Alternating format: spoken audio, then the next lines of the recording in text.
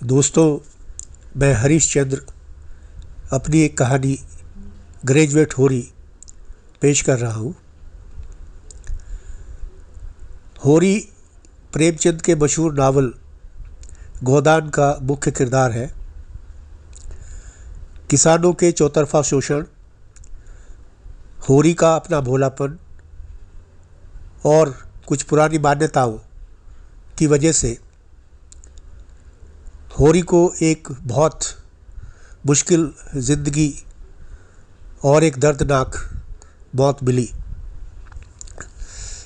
इस कहानी का नायक हालांकि पढ़ लिख गया है, ग्रेजुएट हो गया है, लेकिन आखिर में उसकी स्थिति भी वैसी ही बनती है। कुछ हालात की मार और कुछ उसका अपना समझौता परस्त व्यक्तित्व, ये दोनों उसे उसी मोड़ पर लाकर खड़ा कर देते हैं।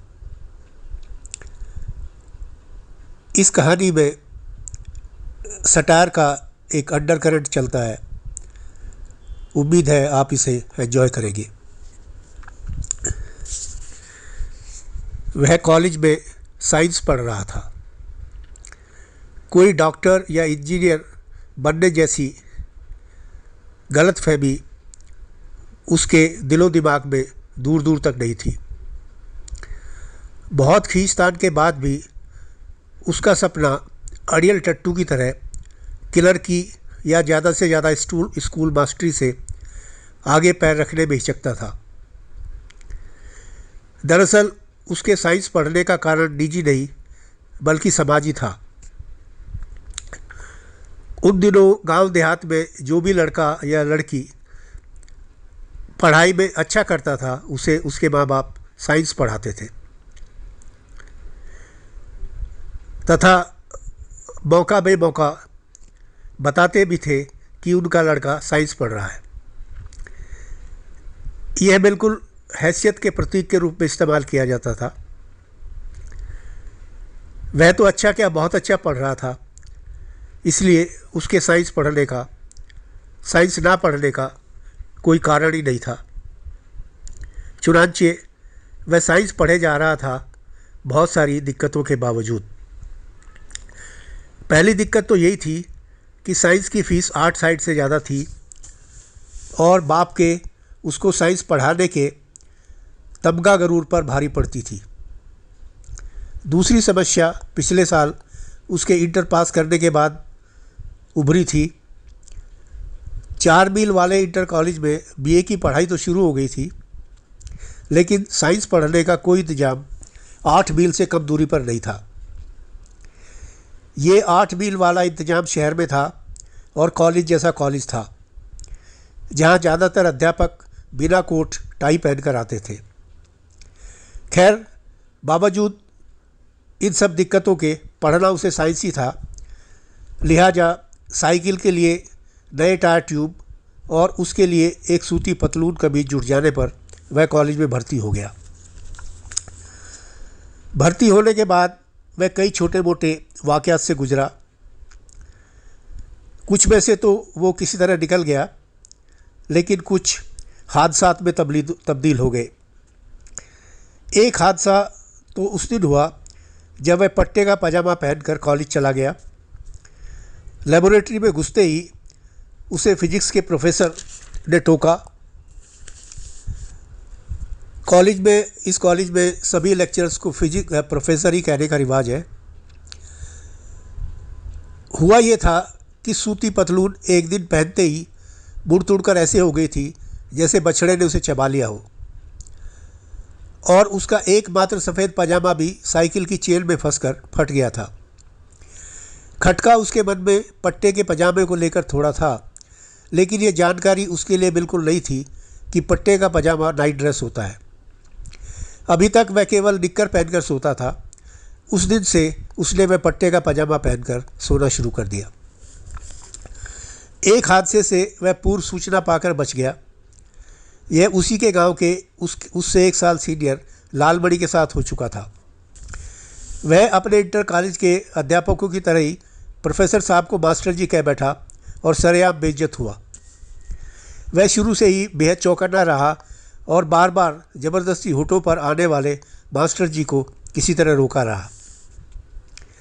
अंग्रेजी वह थोड़ी बहुत बोल समझ लेता था।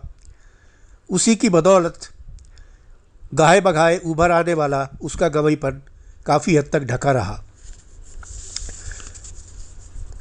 कुछ दिन थोड़े कष्ट में बीते, लेकिन पहले सेमेस्टर का रिजल्ट आते ही इंटर कॉलेज वाली धाक यहाँ भी जम गई। साथियों ने नोट्स मांगना शुरू कर दिया, जिनमें 2-3 लड़कियाँ भी थीं। उनमें एक खूबसूरत भी थी, पर वह दरोगा की बेटी थी।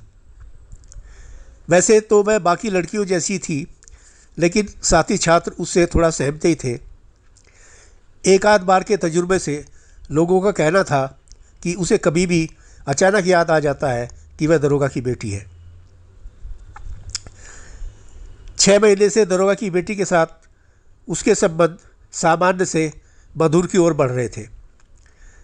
वह गणित और फिजिक्स में थोड़ा कमज़ोर थी और उसने इन्हीं विषयों में छमाही इम्तिहान पहले सेमेस्टर में टॉप किया था।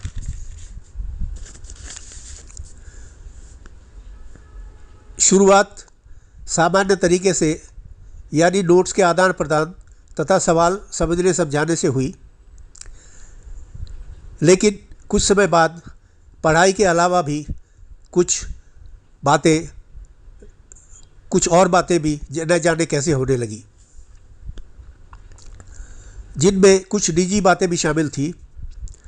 दरोगा की बेटी ने उसे बताया कि वह अक्सर शहरों में रही है, मझोले टाइप के कॉन्वेंट मार्का हॉस्टल में भी थोड़ा बहुत उसी तर्ज के अंग्रेजी में होठ भी चला लेती है, लेकिन इस सब के बावजूद वह समझती अपने आप को गांव की थी। बल्कि एक दिन तो उसने यह भी कहा कि उसे गांव का होने में गर्व है। तब तक उसे ये पता नहीं था कि अच्छी हैसियत में पहुंच जाने के बाद बतौर फैशन इस तरह का गर्व करने का रिवाज है। उसने दरोगा की बेटी की बात को बहुत सीरियसली लिया और गांव का होने में गर्व महसूस करना शुरू कर दिया। अपनी इकलौती पतलून, जिससे वह यूं भी तंग आ चुका था, उसने फेंक दिया और किसी तरह बाप को पटाकर खद्दर के 2 कुर्ते पजामे सिलवा लिए। उनमें नील मांड लगाकर कड़क रखता और गर्दन को भी कुर्ते के कॉलर की तरह खड़ी रखता। इसी स्टेज पर आकर उसे ये भी लगा कि वह स्कूल मास्टरी के ऊपर भी जा सकता है। अध्यापकों की कभी कभार कही ये बात भी उसे सच्ची लगने लगी कि एक दिन वह बड़ा साइंटिस्ट बन सकता है। नतीजतन उसने क्लर्की की निकलने वाली वैकेंसीज में दिलचस्पी लेना छोड़ दिया। सारे कॉलेज में उसकी मकबूलियत के चलते दरोगा की बेटी के उसके संबंधों में और क्वालिटेटिव तब्दीली आई। गणित के नीरस सवाल समझने समझाने में दोनों को रस आने लगा। वेन्यू क्लासरूम के कोने से बदलकर लाइब्रेरी का पिछला हिस्सा हो गया और वहाँ से भी बदलकर बिल्डिंग के पिछवाड़े बोगनविला से ढकी बेंच हो गया। हालांकि रूबरू मिलने के मौके इफरात में थे, लेकिन कई बार दोनों का गणित भौतिकी के अलावा भी कुछ और लिखने पढ़ने का मन हुआ, लेकिन उसके संभावित खतरों को देखते हुए वह मुलतवी ही रहा। यह दूसरी बात थी कि जो लिखा जा सकता था वह कहा नहीं जा सकता था। कई बार दरोगा की बेटी ने उसे बैडमिंटन पर भी आजमाने के लिए प्रेरित किया, लेकिन 8 मील वाले चक्कर ने इसे पनपने नहीं दिया। उसकी अच्छी पढ़ाई का एक असर गांव में भी हुआ।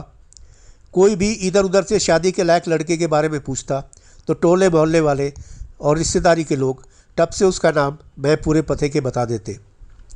बीएससी में पढ़ने वाले होनहार दामाद के लिए दावेदारों की लाइन लग गई। कुछ उसके बाप से ना सुनकर उसके कॉलेज से लौटने के पहले ही चले जाते, लेकिन कुछ जमे रहते और बाप के ना करने पर भी उसे देख कर ही जाते। कुछ नए नए आधुनिक उससे बात भी करना चाहते, लेकिन उसकी बेरुखी देखकर आधुनिकता को ही कोसते हुए चले जाते। वैसे तो छिटपुट यह सिलसिला कई साल से चल रहा था, लेकिन पिछले 6 महीनों में तो ये इतना तेज हो गया था कि घर के तंबाकू का खर्चा 3 गुना बढ़ गया। उसके सालाना इम्तिहान नज़दीक आ रहे थे, इस झमेले में पढ़ाई लिखाई बिल्कुल ठप हो रही थी। इससे निपटने के लिए उसने एक बेहतरीन तरीका निकाला और उसे इसमें कामयाबी भी मिली। उसने खुद ही ये अफवाह उड़ा दी कि लड़के को बहू बीए पास चाहिए और वह भी कार में बैठी हुई।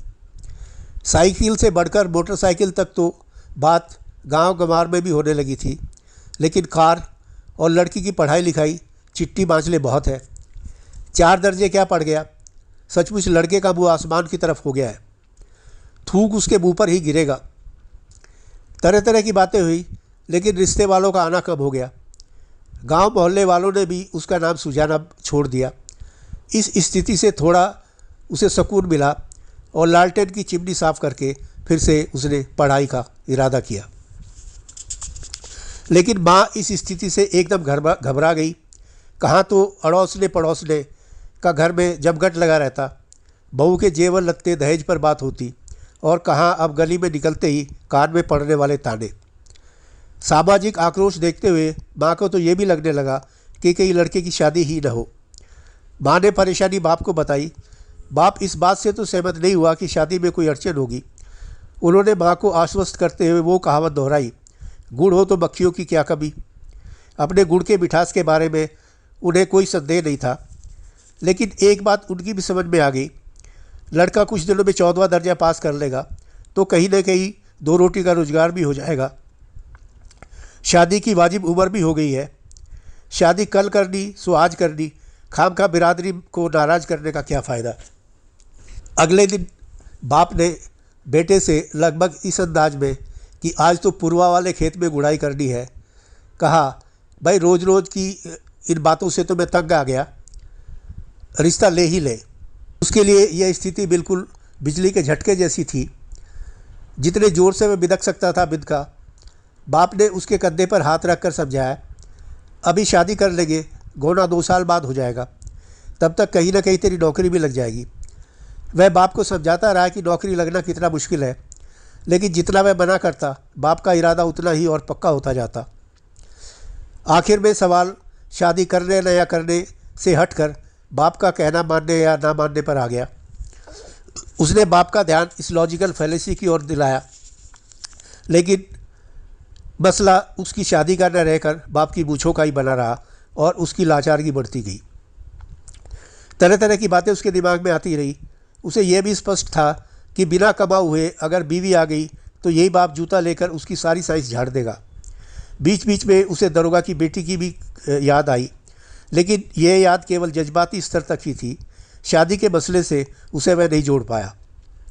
उसकी समझ साफ थी कि शादी तो उसे ऐसे ही बाप के कहने पर कहीं करनी है, लेकिन 1-2 साल टल जाता तो अच्छा रहता।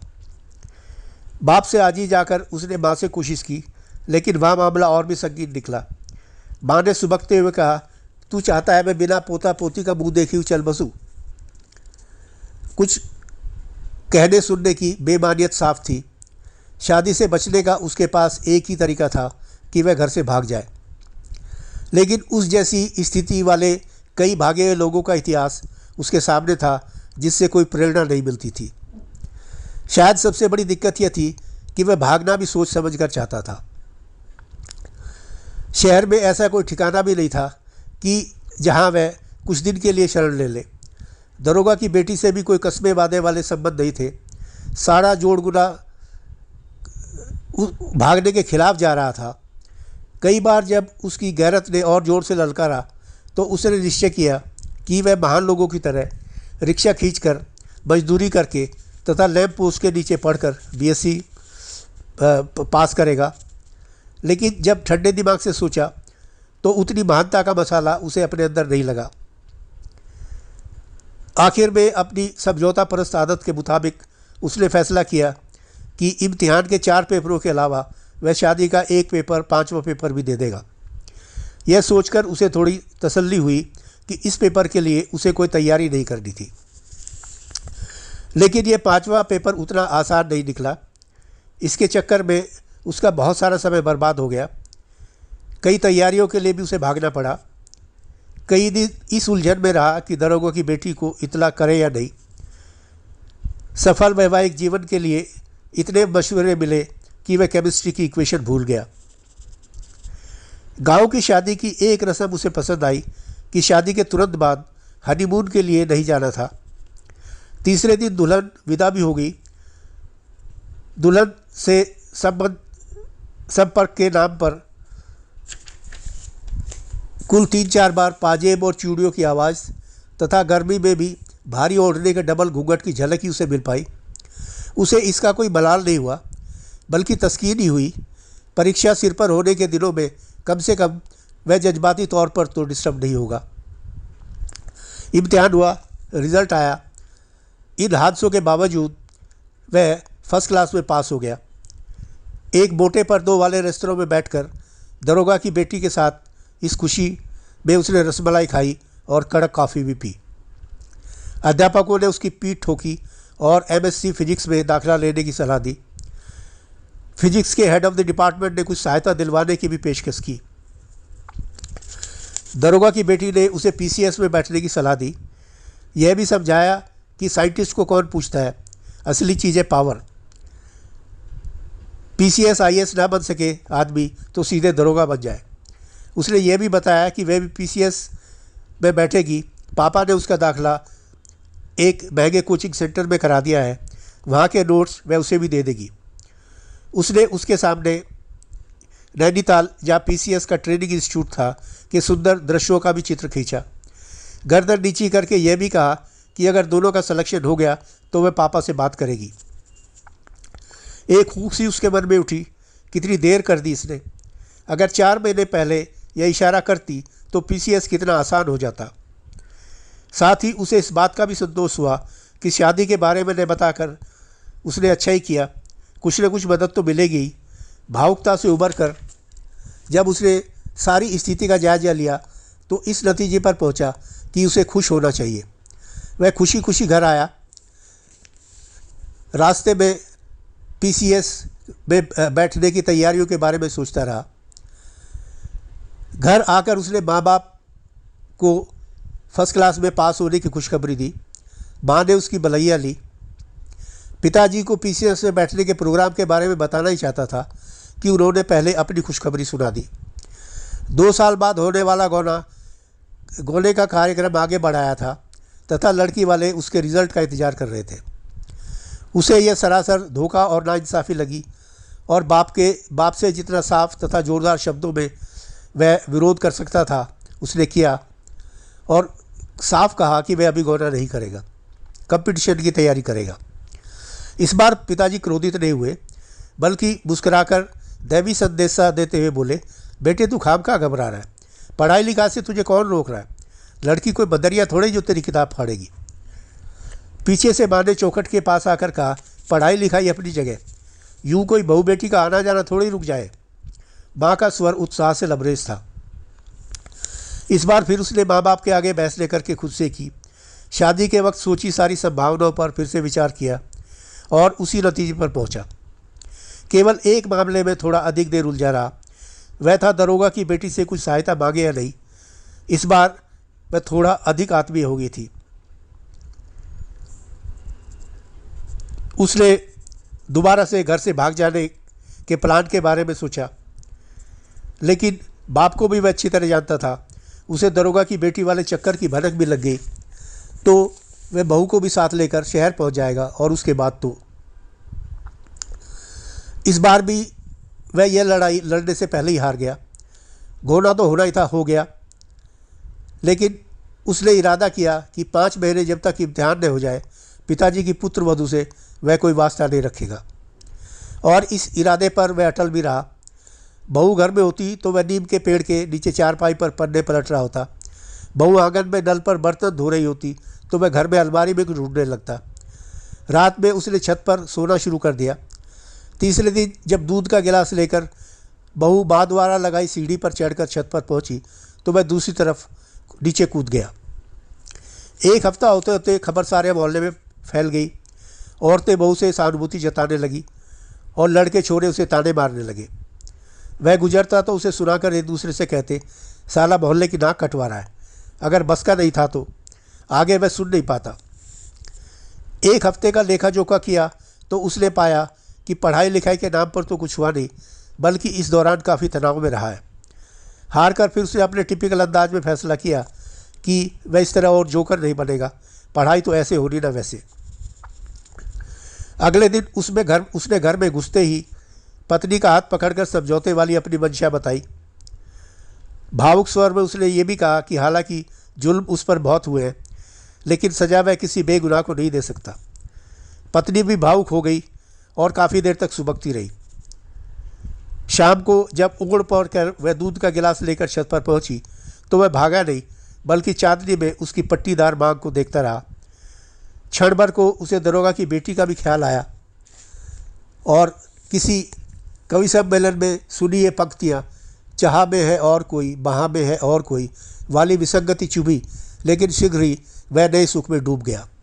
3 महीने बाद पत्नी ने पता नहीं कहाँ से निकालकर एक कैलेंडर दीवार पर लगा दिया और उस पर बनी नन्ही सी तस्वीर को देखकर अकेली दुकेली मुस्कराने लगी। इस नई स्थिति से वह फिर से एक पेचीदा मोड़ पर आ गया। पहले तो घबराया, लेकिन फिर जो होगा देखा जाएगा वाले अंदाज में खुद को उसने ढीला छोड़ दिया। पत्नी को तस्वीर में मगन देखकर उसने लालटेन में नई चिमनी लगाई। पत्नी से हल्की छेड़छाड़ के बाद जो समय बचता उसमें कंपटीशन की तैयारी शुरू कर दी। इम्तिहान में केवल 1.5 महीना रह गया था, लेकिन उसने पुराने योद्धा की तरह अपनी तथा हथियारों की सारी जर्जरता के बावजूद हिम्मत नहीं हारी। इस बीच शहर जाकर एक बार वह दरोगा की बेटी से भी मिलाया। कुछ नोट्स उसने दे दिए, लेकिन पहले वाली आत्मीयता नहीं मिली। घर आकर उसने आईने में देखा तो पाया कि एक अजीब सा घावड़पन उसके चेहरे तथा बालों पर उतर आया है। उसे समझ आ गया कि दरोगा की बेटी जैसे लोगों से उसकी राह रस्म ज़्यादा देर नहीं चल सकती। दरोगा की बेटी से मुलाकात के बाद उसने अपनी योग्यता का फिर से जायज़ा लिया और क्लर्की की वैकेंसीज़ में फिर से दिलचस्पी लेना शुरू कर दिया। जैसे जैसे वह फॉर्म भरता गया, इम्तिहान देता गया तथा इंटरव्यू में नई नई भंगिमाएँ आजमाता रहा, उसके सामने नए नए सच नमूदार होते गए। ये भी उसे शीघ्र ही पता लग गया कि उस जैसे योग्यता वाले कई लोग ओवर एज होने की करीब पहुंच चुके हैं तथा चपरासी की नौकरी के लिए भी तरस रहे हैं।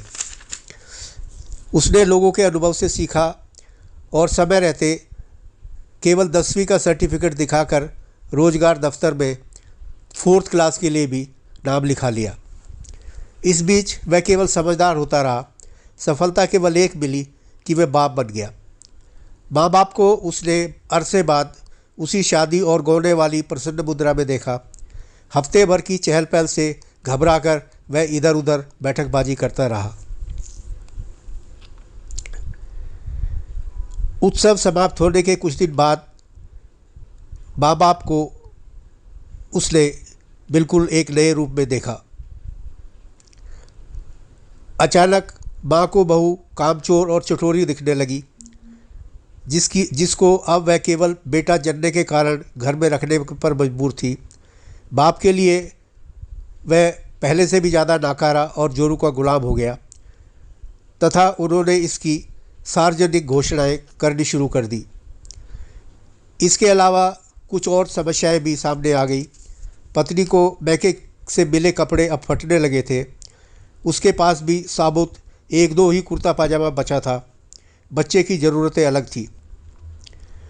उसके पास सारी समस्याओं का एक ही हल था।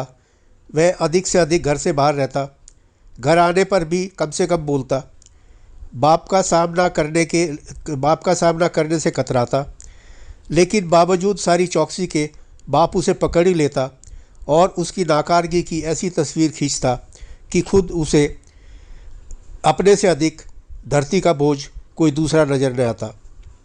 उसके अंदर ही अंदर बाप को जवाब में सुनाने के लिए बहुत कुछ घुमड़ता, लेकिन उसकी एकमात्र पूंजी समझदारी फिर आड़े आ जाती और वह सिर झुकाकर मातम की मुद्रा में बैठ जाता।